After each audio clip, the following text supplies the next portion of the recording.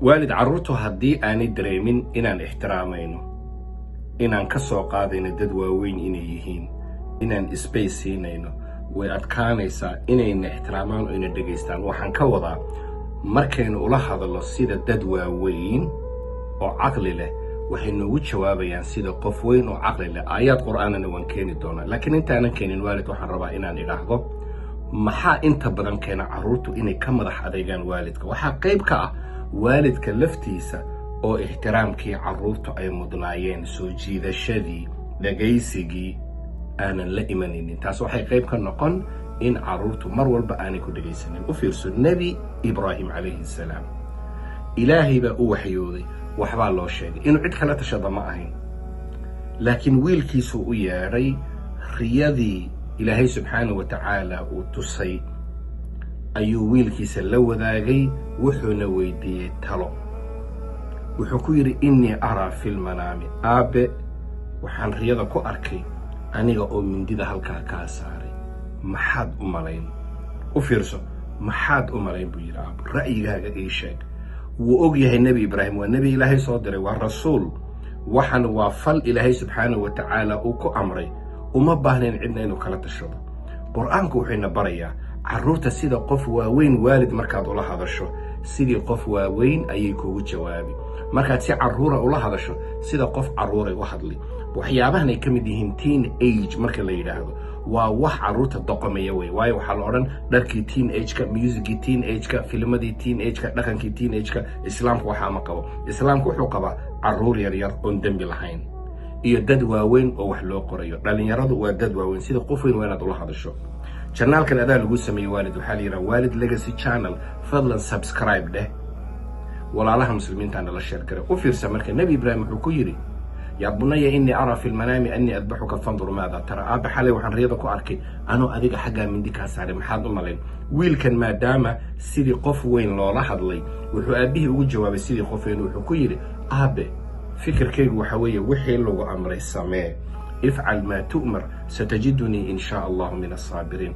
wixii lagu amray aabe inaad samaysaa ila quman, anna waan kugu garab istaagi inaad hawshaa fuliso.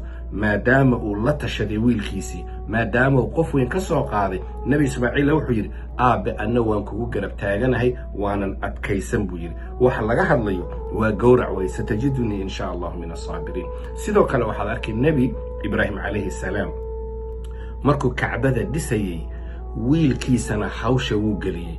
waalid iyo awlaad mashruuc u wada istaagay way. u fiirsa marka sida uu ixtiraamayo, spaceka uu siinayo. alle marka kacbada markii la dhisayay labadooda magacba wuu sheegay, waid yarfacu ibraahiimu alqawaacida min albeyti wa ismaaciilu. aabe iyo wiilkiisi waa laba jiiloo kala duwan, waad garan kartaa da'da u dhaxaysa. weliba nebi ibraahim isagoo qof weyn u dhalo ilaahay siiyey, saasoo tahay mashruucan qayb buu ka dhigay wiilkiisa inuu la sameeyo, iyaga oo labaduba leh qorshe fog. u fiirso, waa aabe iyo wiilkiisa sidii dad waaweyn u wada hadlaya, mashruuc ka wada shaqaynaya, una fikiraya maxay? u fikiraya generationka dambe. waa ka ducadiisa odhanaya wa min duriyatina ummatan muslimatan laka.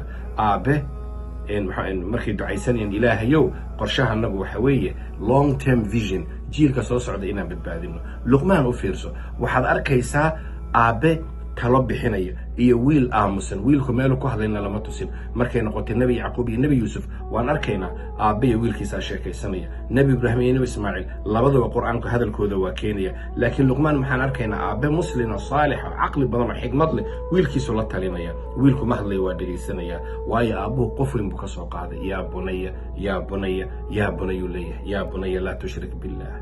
wuxuu leeya yaa bunaya aqimi salaa. wuxuu leeya yaa bunaya wa'mur bilmacruuf wanha cani lmunkar.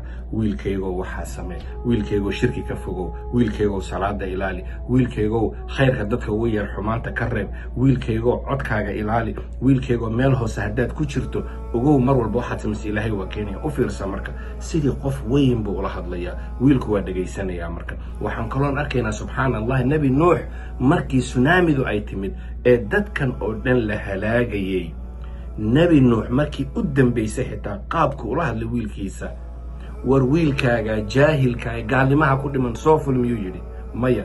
iyadoo daqiiqadii u dambaysay muxuu yidhi? yaa bunaya arkab macana, aabe kaale nala soo fuli doonta. fiirsi u degan yahay. badihii baa isu soo furmay yacni biyaa dhinac walba ka socda cadaabkii ilaaha yimid haddana sidii qof weyn oo degan ayuu wiilkiisa ula hadlayaa waa ka dhahaya aabe kaali doontan soo fur markuu yidhahdo saawi ilaa jablin yacsimuni min almaa waxbaa ii sheegin waxaan fuulayaa buurta waa ka xitaa stiil ku odhanaya لا عاصم اليوم من أمر الله إلا من رحم أبي ساد مودي معها وحكلية ما أنت بدبادية وقفك إلهي بدبادية وعن كوذا والد نبي ذا رسوش القرآن كوحين بريا أولاد ذا مركي إله اللين سيدي قفوين بإله اللين وحي إله اللين يجود دجنب إله اللين وحن أركينا النبي الله يعقوب عليه السلام جري ذا أتمد ودمنا يا عروتي سوياري محوكو يري هل سؤالوا ودي ما تعبدون من بعدي بالمركز أنت محاد عابدي دونتان أفرسوا tala fara badan canaan male maa tacbuduuna min bacdi geeriba oo timid halkaa su-aal weydiiyey waan dhimanayaa aabe muxuu xaalkiina mustaqbalkiina aakhire noqon doonaa aabe waxaad nagu ogtahay yidhaahdeen waddadii aadna saartay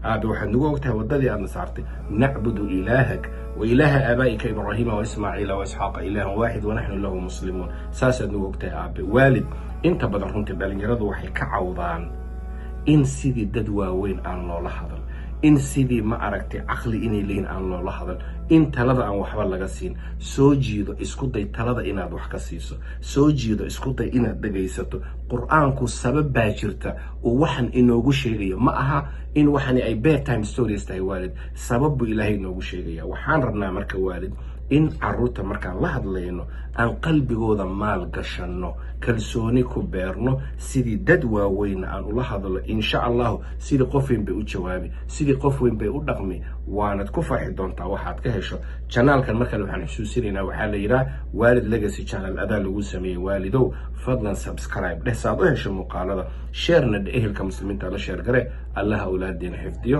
wasalaamu calaykum waraxmatullah